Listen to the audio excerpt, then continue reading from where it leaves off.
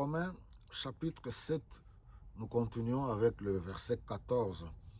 Et comme on a vu qu'il y a cette lutte-là dans notre corps, dans notre membre, oui, pardon, dans nos membres, et voilà, le péché, la chair qui veut à tout le temps ressurgir, oui, pour prendre le dessus. Alors, écoutez au verset 14. Nous savons que la loi est spirituelle, mais moi, je suis un être faible, vendu comme esclave au péché. Je ne comprends pas ce que je fais, car je ne fais pas ce que je voudrais faire, mais je fais ce que je déteste. Si je fais précisément ce que je ne veux pas, je reconnais par là que la loi est bonne. Ce n'est donc pas moi qui agis ainsi, mais c'est le péché qui habite en moi. Car je sais que le bien n'habite pas en moi, c'est-à-dire en l'être faible que je suis. Certes, le désir de faire le bien existe en moi, mais non la capacité de l'accomplir. En effet, je ne fais pas le bien que je veux et je fais le mal que je ne veux pas. Si je fais ce que je ne veux pas, alors ce n'est plus moi qui agis ainsi, mais le péché qui habite en moi. Je découvre donc ce principe. Moi qui veux faire le bien, je suis seulement capable de faire le mal.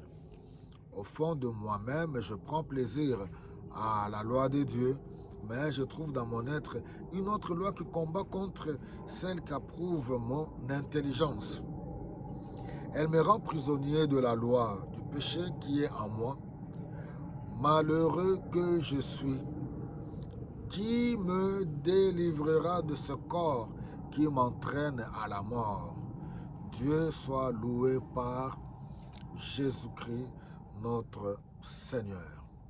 Voilà, mes bien-aimés, puisse le Saint-Esprit nous aider, nous remplir à marcher selon l'Esprit de Dieu, selon la parole de Dieu, parce que nous devons savoir que l'homme intérieur, l'homme intérieur ici, dont il s'agit de la conscience morale qui sait distinguer même le bien et le mal et n'est pas à confondre avec l'homme régénéré. Même cet homme intérieur-là a la capacité de discerner le bien et le mal.